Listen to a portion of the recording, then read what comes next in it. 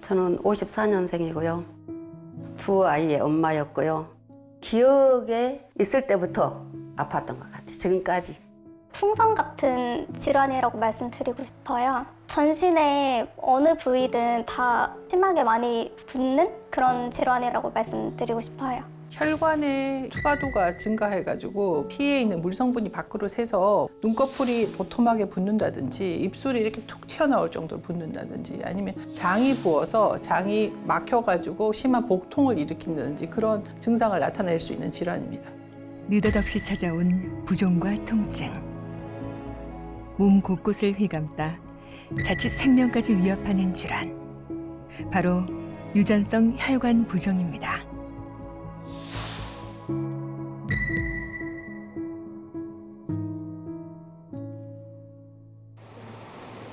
어린 시절부터 증상이 있었던 박경자 씨. 50세 무렵이 되어서야 병명을 알게 되었습니다. 친구들하고 사우나실 가서 자욕을 하고 있었는데 열감이 올라오는 거예요, 속으로. 겉으로 부위가 나타나는 게 아니라 속으로 목줄기 타고 이렇게 내려오는 거예요. 그래서 이제 무서워서 병원을 갔어요. 의사 선생님이 모르겠다는 거예요. 모르겠다고 그러고 뭐 부기가 있네 이런 식으로 이야기를 하더라고요. 그러면서 종합병원으로 이제 전대나 그런 쪽으로 가야 되겠다 하고 응급실에 가서 이제 그 선생님이 보고 어떻게 내 병을 발견을 한 거예요. 어떤 병이라는 거를. 또 다른 유전성 혈관 부종 환우 정민선 씨. 그때도 그냥 평소와 다름없이 회사에서 일을 하고 있었는데 갑자기 장이 부었는지 극심한 통증과 계속 토하고 펄사하고 이래서 응급실에 내원했는데 진토제와 그냥 진통제만 놔주셔서 입원을 했었어요. 근데 입원을 했는데 일주일 동안 입원을 해도 퇴원을 할 수가 없었어서 그때 처음으로 제가 의사 선생님께 말씀을 드렸어요. 부모님이 이런 질환을 가지고 계셔서 유전성 혈관 부종이라는 말을 부모님께 들은 적이 있다라고 이제 말씀을 드렸더니 이제 알레르기내과 교수님을 모시고 와서 검사를 해보자라고 하시더라고요. 진단을 받았을 때는 저는 오히려 치료 방법이 있지 않을까 좀 기대는 많이 했었는데 약이 없다. 이제 남성 호르몬제만 어쩔 수 없이 이제 먹어야 되는 상황이었는데 가임기 여성한테는 사실 추천은 하지 않는다라고 하시더라고요. 그래서 그때 조금 절망스럽긴 했었어요. 어떤 일을 하려고 누구하고 그걸 저기를 하더라도 무조건 안 아프면 그러면 다른 사람들 이해가 안 되잖아요. 멀쩡한 사람이 맨날 그 입에다 살고 사니까. 도대체 저 사람은 어디가 맨날 아프다는 거야. 병이 생기지도 않았는데 자기가 왜 병이 생길 거라고 생각을 하는 거야. 도대체 뭐야. 이렇게만 생각을 하죠. 그런 그 마음의 짐이 항상 다른 일을 뭐 할 때도 그 생각이 나는 거예요. 또 이러면 망치지.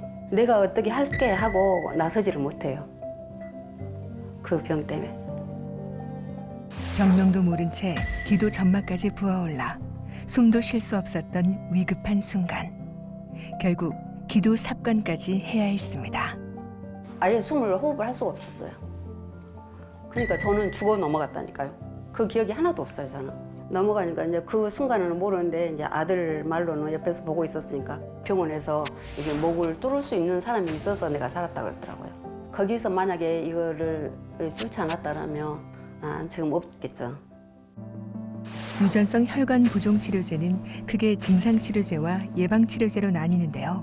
현재 우리나라에서는 예방을 위해 다나졸 성분의 남성 호르몬제가 유일하게 사용되고 있습니다.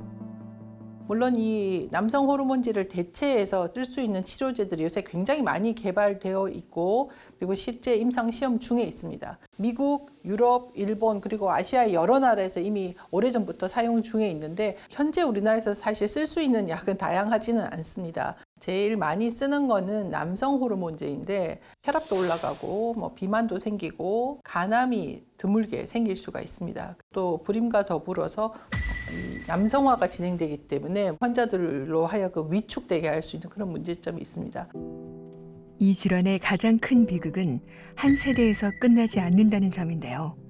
박경자 씨의 아들 역시 현재 유전성 혈관 부종 환우로 치료 중입니다. 고3 때 얘가 장이 아파가다고 집에서 막 떼굴떼굴 굴르는 거예요. 보니까 맹장인 것 같다고. 그래서 맹장 수술을 이제 하려고 개복을 했어요. 근데 개복을 하니까 맹장이 아닌 거예요.